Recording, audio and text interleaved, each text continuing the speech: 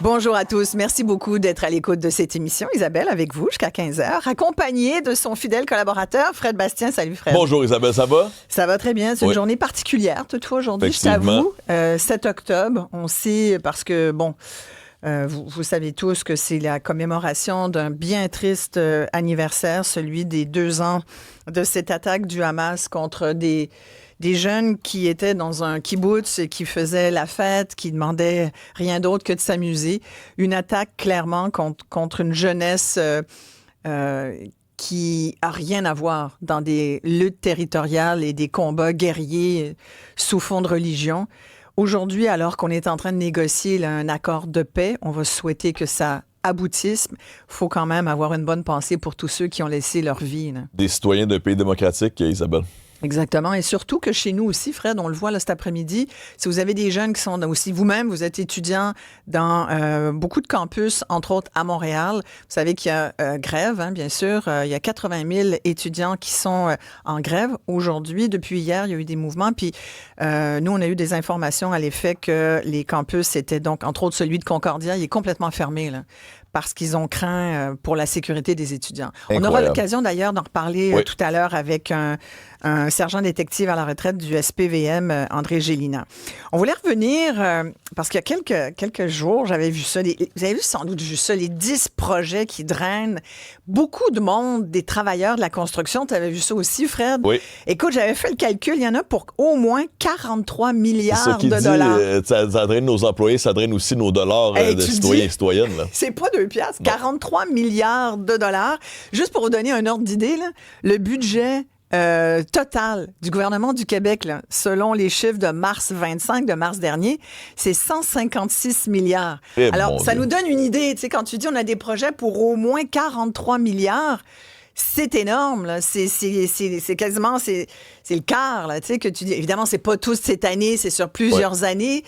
Là, ça arrête la comparaison, mais c'est pour vous montrer milliard pour milliard. Tu dis, OK. C'est des gros investissements. C'est des gros investissements. C'est comme si on faisait des grosses rénos sur notre maison, puis quasiment la moitié de la valeur de la maison ou le tiers de la valeur de la maison allait à ces rénovations-là. Là. Et t'es fait tout en même temps. Oui. T'appelles le plombier, le maçon, le gars du toit, le gars des fondations, tout en même temps. Et c'est là où, tu sais, c'est une belle analogie parce que tu te dis, dans notre vie, à nous, quand on commence des rénovations, il faut que tous les corps de métier se parlent.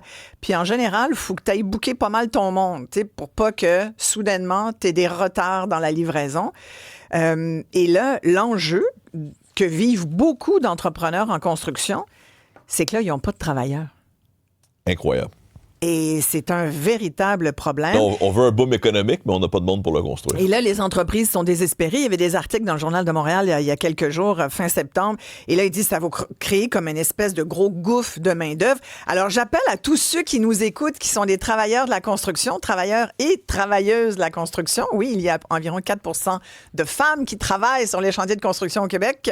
On va peut-être être obligé d'ouvrir les portes à des femmes. Je dis obligé parce qu'il y a bien des gars qui font encore pression pour que on reste dans nos cuisines, tu comprends? Alors que finalement, on est bonne aussi à faire toutes sortes de travaux de construction. On va prendre tout l'aide dont on a besoin. Prend tout le monde. Faut le bâtir, ce Québec-là. Exactement. Alors, on va en discuter avec plusieurs invités, dont Pierre-André Hudon, qui est professeur agrégé au département de management à l'Université Laval. Bonjour, Monsieur Hudon. Bonjour. Comment vous voyez cet énorme chantier, parce que là, on va tous les mettre ensemble, ces projets-là, au niveau de la planification et du timing, là, qu'est-ce que vous pouvez nous dire là-dessus, M. Hudon? Quand on dit là, un gros gouffre de main-d'œuvre que ça va créer, là, on voit l'image tout de suite, là.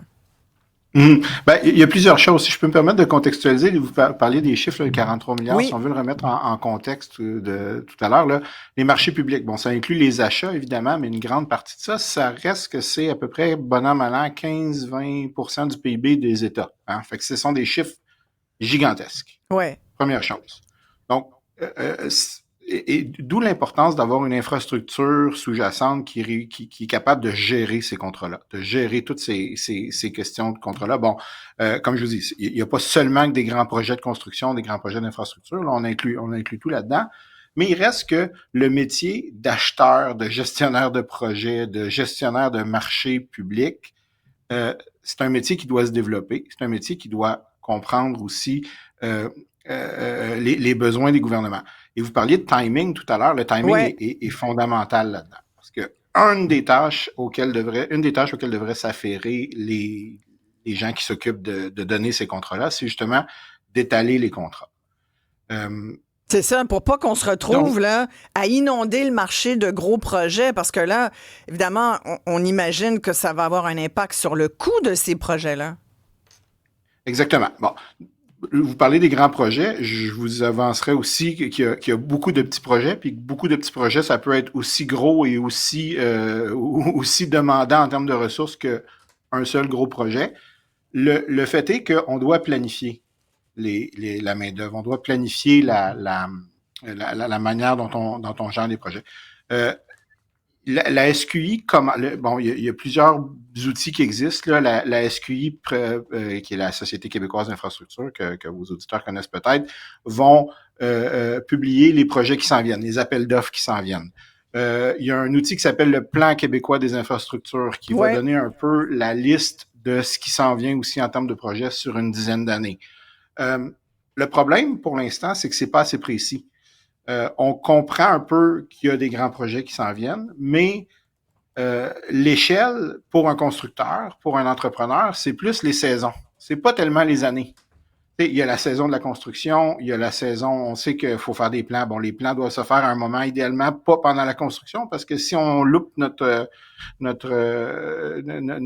bon timing, faut peut-être attendre un peu, où on se retrouve à avoir tous les projets avec tout le monde qui veut finir en même temps. Bref, exact. La question du timing, elle est assez fondamentale. Puis, je vous amène sur un autre sujet, mais qui est très relié aussi. Hier, le gouvernement du Canada a annoncé qu'il allait déposer le budget à l'automne, le gouvernement fédéral, pour permettre aux provinces de déposer leur budget au printemps. Et ce qu'on comprend, c'est que c'est une demande en particulier aussi des entrepreneurs, parce qu'ils disent, nous, on dépend beaucoup des provinces pour recevoir les contrats. Et les provinces dépendent du fédéral pour avoir l'argent. Donc, encore une fois, le timing, l'étalement de ces contrats devient absolument fondamental. Voilà. Et puis, quand on parlait là, des gros projets, là, le fameux 43 milliards que je vous ai calculé tout à l'heure, de quoi il s'agit, entre autres? On parle, bien sûr, du REM, qui relie Brossard, la gare centrale à Montréal, où il doit y avoir 26 stations sur 67 kilomètres. Là, il y a des travaux en cours en ce moment en direction de Deux-Montagnes, de L'Anse-à-L'Orme, l'aéroport Montréal-Trudeau, on le sait, devrait avoir sa station. Il y a le nouveau pont de l'île d'Orléans, le prolongement de la ligne bleue à Montréal. Ça, c'est un gros 7,6 milliards là, évalué. Mais bon, en même temps, je dis ligne bleue. Tu sais, on peut regarder ça avec des lunettes roses encore, parce que... Mais quand même, c'est un Penses-tu projet. la ligne rose, Isabelle? La ligne rose qu'on n'a jamais eue? Non, je parlais de la ligne bleue, mais celle-là aussi, là, tu sais. On parle d'une inauguration, si tout va bien, en 2031. Oui. En tout cas. Travaux à l'aéroport de Montréal, 4 milliards. La réfection du pont-tunnel Louis-Hippolyte Lafontaine. Le tramway de Québec, 7 milliards et demi, là aussi. Le remplacement du pont de l'île aux Tourtes à Vaudreuil-Dorion, le Nemaska Lithium à Bécancour, Anico, Eagle à Malartic. Ça fait... Ce n'est que... C'est 10 projets, là. Et on dit ces projets-là vont drainer des milliers d'employés. Donc là, évidemment, il y a des entrepreneurs en construction qui s'inquiètent, comme mon invitée Sabrina Gagnon, qui est directrice de SIT Construction. Elle est entrepreneure générale, maison-œuvre, rénovation, commerciale, vous faites de tout. Merci d'être là, Sabrina. Ça me fait plaisir. Quand vous voyez là, ces gros projets, oui, votre réaction, là, vous êtes assez inquiète, là, de ne pas être capable de trouver tout votre monde, là. Quand même, c'est inquiétant. C'est énormément de main-d'œuvre qui va être demandée. Puis, on est actuellement déjà en pénurie de main-d'œuvre qualifiée. Donc, c'est inquiétant, oui. Parce que vous dites, ben là, c'est méga chantier, mettons, Hydro-Québec. Ça aussi, on n'a pas parlé là-dedans, mais il y a tout le gros projet là, de développement du réseau. Ça va drainer des travailleurs de la construction. Il y a tous les projets aussi dits nationaux du premier ministre Mark Carney, là, qui est à Washington aujourd'hui. Il rencontre le président Trump. Ça aussi, ça va drainer des projets. Le fameux projet là, à Contrecœur, là. Ça aussi, là, il n'est pas dans mes fameux 43 milliards, mais c'est beaucoup d'argent là, aussi et beaucoup de monde. Alors tout ça, c'est tous des gens qui vont être tentés d'aller travailler sur ces projets-là. Sans aucun doute. Puis là, vous allez vous ramasser avec qui? C'est une excellente question. En fait, je pense pas que ça va... en fait, c'est sûr qu'on est en pénurie de main-d'œuvre, là, donc ça va attirer des travailleurs, assurément. Je pense pas que ça va attirer tous les travailleurs. C'est pas tout le monde qui veut vivre ce genre d'expérience-là. Il y a des gros projets, c'est pas fait pour tout le monde, puis c'est pas tout le monde qui a les qualifications, mais sans aucun doute, au niveau du résidentiel et commercial, ça va créer un trou au niveau de la main-d'œuvre. Puis déjà, il faut le dire, on manque déjà actuellement de main-d'œuvre. Qualifiée en plus. Qualifiée, la main-d'œuvre qualifiée. Là. Effectivement, c'est important de le dire. Le mot qualifié est important ici parce que de la main-d'œuvre, on peut en avoir là, les bassins quand ils ouvrent. Au niveau de la CCQ, il y en a de la main-d'œuvre qui applique. Maintenant, c'est de garder cette main-d'œuvre-là qui est qualifiée par la suite, qui est compliquée. Oui. Comment ça marche, là? Parce que la formule a changé apparemment. Là. Le gouvernement a ouvert des bassins. Si on parle de l'apprenti, là, il y a 1, 2, 3. Expliquez-nous un peu là, pour nous qui sommes néophytes là, de ces détails-là. Oui, effectivement, la formule a changé depuis quelques années. En fait, à l'époque, la CCQ ouvrait des bassins. Donc, les bassins, ce que c'est une façon d'entrer dans le domaine de la construction sans passer par les bancs de l'école, okay. Donc par le scolaire. Donc, on ouvre les bassins 24 heures. C'était la formule à l'époque. 24 heures, la personne a pour se trouver un 150 heures garanti par un employeur qui veut bien l'essayer. Puis ensuite, 24 heures? 24 une course heures. contre la montre. Exactement. Tu trouves un boss, un patron rapidement. Exact. Ouais. Donc, la formule a changé depuis parce que, bon, on a une pénurie de main-d'œuvre, ça date pas d'hier. Là. Ouais. Donc, la formule a changé. Les bassins ouvrent maintenant quelques jours de suite. Puis, ces gens-là, toujours dans la même formule, doivent trouver un 150 heures chez un employeur, c'est-à-dire. Puis, là, ce qui est complexe là-dedans, en fait, c'est qu'au niveau de la CCQ, il n'y a pas de suivi au niveau de la formation. Donc, il va faire son 150 heures, va être apprenti 1. Apprenti 2, apprenti 3. Puis ça, c'est des cheminements faits par un nombre calculé d'heures faits sur les chantiers. Donc, on ne tient pas en considération, on ne prend pas en considération le fait que, ou plutôt, on prend en considération que s'ils travaillent, ben il y a une certaine formation qui est faite sur le terrain. On n'a pas besoin de vérifier la qualification. Exact. Donc, d'apprenti 1 à apprenti 2. C'est automatique. Tu Exactement. fais ton 150. Fait qu'au bout de 450, tu es apprenti 3, là. Au bout d'un certain nombre d'heures, effectivement, là, c'est pas 450, okay.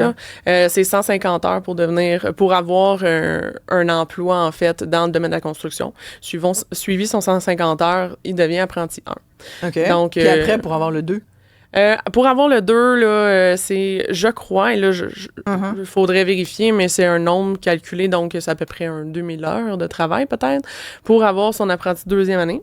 Et là, évidemment, c'est tous des salaires qui sont conventionnés. Donc, d'apprenti 1 à apprenti 2, le salaire est conventionné. Il va automatiquement monter en salaire. Et c'est même combien, chose, ça, mettons? Tout dépendamment du domaine. Donc, les si salaires maçon, sont conventionnés. Ouais. Exact. Un maçon va gagner un tel salaire, un charpentier un autre. Puis, d'apprenti 2 à apprenti 3, même principe. Par contre, entre les apprentis 1 et 2, 3 et 2 et 3, il n'y a aucune consolidation de ces compétences-là. Donc, il n'y a personne qui valide que l'employé a bien complété ses heures de formation au chantier et qui a les connaissances requises pour monter en échelon salarial. Vous en avez vu, vous, des apprentis 3 là, qui étaient pas bons? Absolument, absolument. C'est pas rare, je vais dire, malheureusement, qu'on se fait approcher directement sur les chantiers par des apprentis 3 pour des emplois.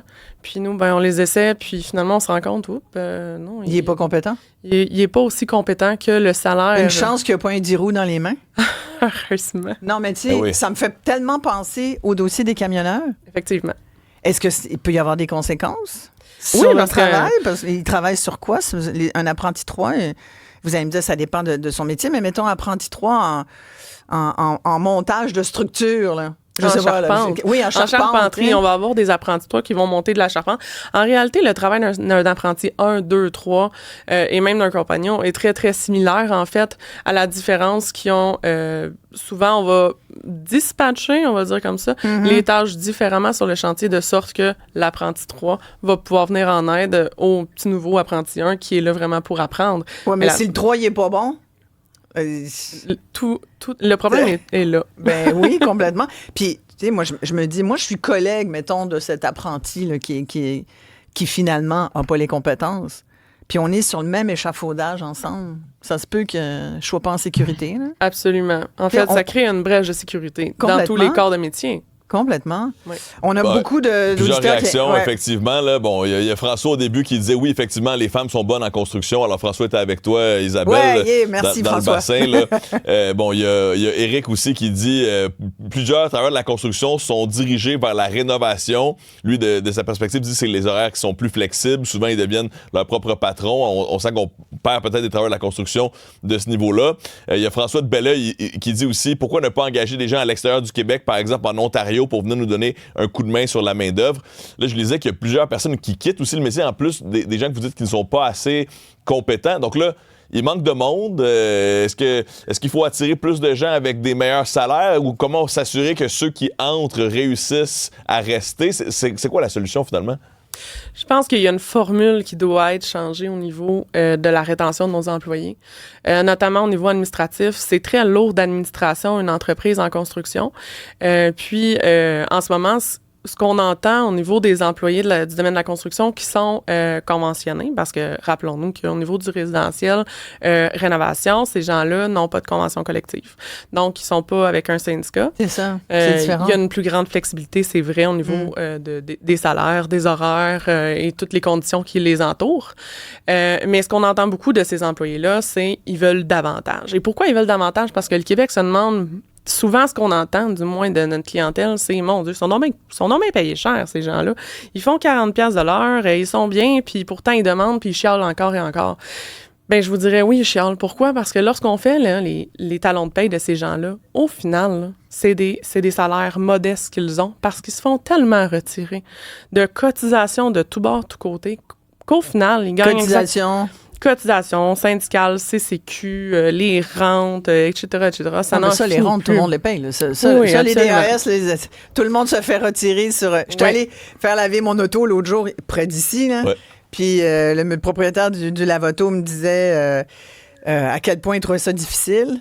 Puis il me disait, je suis le moins cher en ville, mais il dit, ça me coûte sur 1000$, j'en envoie 400 au gouvernement, ça n'a pas de bon sens. Il était pas content, là. Mais tout le monde est dans le même bateau, là. Oui, mais ce que dit Sabrina, c'est qu'il y a une bureaucratie de plus quand même. Là, oui, avec la CCQ, ça, c'est clair. etc. Mais ça, c'est l'organisme qui gère ça, là. Effectivement. Mais les cotisations syndicales, il y a un beau débat en ce moment, c'est les cotisations syndicales. Effectivement. Mais c'est toutes des cotisations qui coûtent très cher aux employés. Puis au final, là, comme je vous dis, au niveau du net sur leur talon de paie, c'est un salaire qui est tout à fait raisonnable. Donc, c'est le gros débat en ce moment, au niveau des employés de la construction. Donc, au niveau de la rétention, c'est très difficile. Puis ces gens-là, mais malheureusement, ce qui se passe, c'est qu'ils veulent davantage. Donc, ils vont nous demander... Il faut les payer plus cher, c'est ça? Mais les payer, c'est difficile parce qu'ils sont conventionnés, mais il va y avoir quand même une certaine flexibilité, puis on va se prendre la flexibilité qu'on peut pour garder la rétention de nos employés. Mais qu'est-ce que vous offrez, par exemple, vous? Ces employés vont demander, par exemple, des camions payés, donc l'essence, le traveling entre la maison et le travail, ou les chantiers, les lunchs, le cellulaire. C'est des avantages imposables, mais quand même. Effectivement, c'est imposable, mais quand même, ça leur évite toutes sortes de désagréments puis de dépenses secondaires. Donc, c'est quand même pas négligeable parce que c'est beaucoup d'administration, encore une fois, là, au niveau des assurances, les camions et tout. Donc, il y a quand même une charge au niveau de l'employeur. Je voyais qu'il manquait, là, il y a 10 corps de métier qui ont le plus de postes affichés là, sur le site Jobilico. Là, c'est un site d'emploi. On chercherait 2450 soudeurs. Très possible. Et 2308 contremaîtres, 1063 machinistes. Ça, c'est en date de fin septembre. Des grutiers, des électriciens, des charpentiers menuisiers. Mais c'est incroyable. Fou, mais ce qui est fascinant aussi, c'est que j'ai l'impression qu'en tant que société, pendant des années, on n'a pas enlevé un peu les lettres de noblesse à ces métiers-là, alors qu'on en a énormément besoin. Là. Je me dis, on a peut-être une réflexion culturelle à avoir aussi. Je vois un commentaire de Philippe là, qui dit que lui est frigoriste et il doit faire de la soudure, de l'électricité, souvent en hauteur. Puis les gens entrent par le bassin et se retrouvent en danger ou mettre les autres en danger tellement il manque de compétences, selon Philippe. Alors, un exemple de ce qu'on mentionnait tantôt. Il y a François aussi qui dit oui, c'est un bon salaire, mais on ne travaille pas toujours à l'année. Alors, c'est à considérer définitivement. Sinon, il y a Yves là, qui vient d'écrire là, aussi que, nous, tout le monde, on doit payer les impôts sur nos payes, mais il y a la question bureaucratique. Effectivement, on se sent tous un peu serrés au Québec. Mais dans le fond, est-ce que je comprends que se lancer en construction, c'est une bonne idée présentement, là? Tu veux dire pour quelqu'un qui n'a pas de job, là? Ou pour un jeune, là? J'imagine, ouais. Se lancer en construction, là, la question est large parce que, bon, il y a le résidentiel léger, lourd, bon, et tout. Une personne qui va se lancer en construction, souvent, on va commencer par le résidentiel léger. Ce qui se passe en ce moment, c'est sûr que la pénurie de main-d'œuvre, mais il y a également le taux d'inflation qui est quand même important, puis au niveau des taux hypothécaires également. Donc, oui, il y a la main-d'œuvre, mais il y a également tout autour, la bureaucratie dont on a nommé tantôt RBQ, CCQ, etc. Mais également, il faut prendre en considération lorsqu'on se part en business de construction, dans le résidentiel, en fait, la clientèle qui n'a pas en ce moment. Parce que ces gens-là, mais ça leur coûte très cher pour construire ou rénover leur demeure avec des taux actuels hypothécaires. Donc, c'est difficile, je vous dirais. En ce moment, vous dites qu'il n'y a pas tant de monde que ça qui font des rénos? Ou ils se les font eux-mêmes avec le beau-frère? Oui, souvent, on entend, oui, c'est cher, c'est pas... C'est pas... Souvent, en fait, j'ai des clients qui nous viennent avec des plans. Nous, on construit du neuf, bien sûr, là, qui nous arrivent avec des plans, puis convaincus du prix. Le prix avant COVID, le prix aujourd'hui, c'est deux mondes qui est complètement différent. Mais qu'est-ce qui s'est passé, là, puisque vous allez là-dessus, Sabrina, qu'est-ce qui s'est passé là, pour que ça... Parce que, sincèrement, moi, je voulais rénover 2 salles de bain. Là. C'est quand je me suis dit, je comprends que ça coûte un certain montant, mais j'ai eu des soumissions. J'ai envie de dire, mais vous pensez que les gens font combien d'argent? Tu sais, une soumission d'une salle de bain, 50 000 $, puis j'ai pas de l'or à terre. Hein. J'ai pas du marbre partout. Là. C'est pas la salle de bain de Trump, là, c'est ça? Non, vraiment pas. Tu dis, mais écoute, pour payer 50 000, il faut quasiment que t'en fasses, 80, 90. Là. Et nous, on est conscients de cette réalité-là, en fait. Je vais vous dire, je n'ai pas rénové ma salle de bain encore. Mais on est conscient de cette réalité-là. Puis souvent, ce qu'on fait, nous, avec notre propre clientèle, et là, je parle pour nous, hein, parce que c'est peut-être pas la formule des autres entrepreneurs, mais on implique ces clients-là dans leur rénovation ou dans leur construction. Donc, tout ce qu'on... Comme dans les émissions de Déco-Réno. C'est ça? On va pas les impliquer au niveau de la rénovation parce que quand même, il y a un niveau de sécurité qu'on doit garder, mais je vais leur envoyer faire les commissions. La partie qui est le fun. C'est ça. Donc, allez magasiner. Moi, je me prends pas de cote là-dessus. Allez-y, allez me chercher votre plancher, à condition, bien sûr, que j'ai les matériaux au bon moment et quand je vous le demande. Exact. Donc, c'est une collaboration avec le client. Il économise. Il économise combien quand tu fais ça? Tout dépendamment là, de l'entrepreneur, ça peut varier entre 10 et 20 normalement. Ça vaut la peine. Bien sûr. Ouais. Merci beaucoup, Sabrina Gagnon. Je reviens à mon invité de tout à l'heure, Pierre-André Hudon, professeur agrégé au département de management à l'Université Laval. Monsieur Hudon, vous avez entendu, c'est très concrète, hein, Sabrina, comme directrice d'une entreprise de construction générale, de la rénovation résidentielle. Elle n'est pas contente. Là. Vous parliez du timing, puis je vous ramène là. Les Anglais le disent très bien, timing is everything. Ben là, c'est ça. Alors, ça va créer là, le fameux gouffre. On vient de le démontrer que ça va être réel. Vous auriez des conseils à donner à nos gouvernements là-dessus, là, et à leurs gestionnaires, parce que je pense que les gestionnaires ont besoin de conseils. Ben, je vous dirais qu'il y a deux manières de prendre le problème. Là. Soit du côté de la demande de projets. Ben, là, on a parlé du secteur privé. Il y a des projets privés, mais les grands projets, évidemment, c'est l'apanage du secteur public la plupart du temps, ou du côté de l'offre. Est-ce qu'on a trop de projets qui sont lancés par les gouvernements, ou est-ce qu'on n'a pas assez de monde pour les faire? Le timing du côté des projets qui sont lancés par les gouvernements, le timing, ça fait partie de la réponse. Je vous avancerai par contre que le volume, là, indépendamment du timing, est peut-être aussi trop important, dans le sens que il y en a beaucoup des projets. Est-ce qu'il y en a trop en même temps? Monsieur Hudon, êtes-vous en train de dire, là, il y en a tellement, là, faudrait peut-être slacker, là, faudrait peut-être en mettre un peu sur la glace, même si, entre vous et moi, j'ai l'impression qu'il y en a qui vont se mettre eux-mêmes sur la glace parce qu'on l'a vu.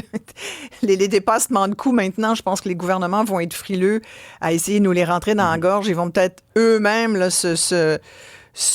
décider de prendre plus de temps, mais si on se fie quand même à tout cet échéancier de gros travaux, est-ce que vous dites, M. Hudon, ça part mal? Si on a un gouffre de main-d'œuvre, comme vous le disiez tout à l'heure, j'avançais que c'est parce qu'il y a trop de projets. ou qu'il n'y a pas assez de main-d'œuvre, mais c'est l'œuf ou la poule. Ouais. Si on combine ça à une analyse de la situation financière des finances publiques, on se rend compte que peut-être que des projets, il y en a trop, effectivement. Si on rajoute là-dedans l'état lamentable de certaines de nos infrastructures qui vont avoir besoin d'entretien, parce que là, on parle, les grands projets que vous avez mentionnés, c'est pour l'immense majorité des nouveaux projets. Oui, exact. Oublions pas qu'on a un déficit massif d'entretien. Ouais. Donc, oui, probablement qu'il y en a trop. Le problème, puis vous me voyez venir, là, c'est lesquels on abandonne en premier. C'était ma prochaine question. Parce que tout le monde a une raison d'avoir son C'était ma prochaine question. Bon, on enlève quoi là-dedans? Là? Ben, c'est ça. Bon. Parce que tout le monde, justement, et puis il y a personne qui est contre la vertu. Il y a personne qui pense qu'un TGV, ça serait pas une bonne idée pour réduire les gaz à effet de serre, pour aller plus vite entre Montréal et Toronto. Il y a personne qui pense que... Bon, je vous amènerai pas sur le troisième lien. Là. Non, mais même le TGV, il y a du monde qui... On a des auditeurs qui sont pas trop d'accord avec le TGV. Là. On n'a pas besoin de chercher trop loin pour trouver des gens qui sont contre aussi. Là. Exact. Ouais. Ben, enfin, sur les grands projets d'infrastructure, il y en a beaucoup qui font assez largement consensus. Mais là, premièrement, de toute façon, comme vous dites, le problème va se régler tout seul dans le sens qu'on n'a probablement pas l'argent pour tout faire. En plus, il va y avoir des retards parce qu'il y en a à peu près tout le temps. Parce qu'il y a toujours des retards. Mais quand même, tu sais, je pense que la réflexion est là. Est-ce qu'on construit trop? Puis, je reviens sur cet élément-là, là, mais le déficit d'entretien, il est très, très important. Juste en infrastructure de santé, là, j'en ai déjà parlé aux auditeurs, 900 millions de dollars, juste en déficit d'infrastructure en santé. 900 millions, c'est presque 1 milliard de dollars. On n'a pas parlé du reste. 900 millions, ça me semble même peu, en fait, parce qu'un hôpital, juste reconstruire un hôpital décrépit comme Maisonneuve-Rosemont, on est largement plus que 900 millions. Mais ça comprend pas Maisonneuve, ça comprend pas la reconstruction. Là. Juste là pour patcher ce qu'on a, là. Mais c'est peut-être plus, remarquez. Là. Mais c'était le chiffre qui était sorti il y a quelques semaines. Bon. Ouais. Donc là, est-ce qu'on conseille à nos gestionnaires de revoir ça, de retourner sur leur table à calculer, leur table à dessin, puis c'est quand même beaucoup d'argent public, là. Une chose est sûre, c'est que si on veut que ça balance, il faut soit qu'on ait moins de projets, soit qu'on ait plus de monde pour les faire. Ça, il n'y a pas d'ambiguïté là-dessus. Ouais. Plus de monde pour les faire, ça provient essentiellement de deux sources, là. Soit des travailleurs locaux conformes, ou étrangers, c'est la discussion qu'on avait, exact. Soit des travailleurs étrangers, c'est peut-être pas le bon mot, là, mais des travailleurs qui proviennent d'ailleurs, soit des autres provinces, mais là on a toute la question réglementaire, ou des travailleurs étrangers, puis je suis pas certain qu'on veut entrer dans ce débat-là pour les travailleurs de la construction. Je pense on en a vu, par exemple, des soudeurs qui venaient, si je me souviens bien, je pense que c'était des pays du Maghreb. Je ne sais pas si vous avez vu ça, vous, Sabrina. L'année dernière, l'année d'avant, je pense qu'ils allaient travailler en région, dans des usines. Ils étaient formés dans leur pays. Là. Ils faisaient ce job-là dans leur pays, puis ils sont venus. Parfois, ils viennent temporairement. Ce sont des travailleurs étrangers temporaires. Mais là, effectivement, comme vous dites, Pierre-André Hudon, il y a tout un débat sur le travail. Je ne pose même pas de jugement de valeur sur la compétence. Je ne la connais pas, puis je ne me sens pas qualifié pour juger de la compétence. Mais une chose est sûre, c'est que des travailleurs temporaires, si je me fie aux nouvelles, là, il va en avoir moins. Pas exactement, plus. Exactement. Alors, ça revient à votre très bon commentaire. Là, si on veut faire tout ça en même temps, il faut avoir du monde. Puis là, si on a moins de monde... Moins de projets. Moins de projets, voilà. Bon, je pense qu'on vient... Nous, c'est bien logique comment qu'on pense à cette émission. Merci beaucoup, Pierre-André Hudon, professeur agrégé au département de management de l'Université Laval. Sabrina Gagnon, en avez-vous beaucoup? En avez-vous des travailleurs qui viennent de l'extérieur, soit des nouveaux arrivants qui sont installés ici depuis plusieurs années, qui ont fait leur carte de compétences et puis qui fonctionnent très bien? Chez ST, on a fait l'expérience de vouloir engager justement... par la pénurie de main-d'œuvre à l'étranger. Ouais. Puis, étonnamment, c'est excessivement difficile au niveau administratif, bureaucratique, le Canada. Donc, on a eu plusieurs rencontres avec eux. Puis, on n'a jamais réussi à pouvoir engager à l'extérieur. Il faut faire la preuve qu'il n'y a pas de Québécois qui peut faire la job. Exact. Comme dans les années 70, quand mes parents ont immigré. Exact, mais il me semble que c'est clair qu'il y a une pénurie de main-d'œuvre, là. Moi, je pense que ceux qui décident sont déconnectés de la réalité. Mais où sont les gens? Dans le sens où on veut que les salaires augmentent, mais on n'a pas d'offres pour permettre l'augmentation des salaires. Mais on garoche des projets de même en pensant qu'ils vont se faire tout seuls. Il y a quelque chose qui ne marche pas, là. Hey, on nous mène en bateau. Là. Puis là, il manque de monde, donc on peut pas faire ces grands chantiers-là. Ces grands chantiers-là qui seraient bons pour l'économie, qui permettraient d'aider le monde qui est ici, de continuer de croître. Là, on est comme dans un cercle vicieux un peu. Là. Exact. Hey, c'est toute une discussion. Merci beaucoup, Sabrina Gagnon, directrice de SIT Construction. Merci bien.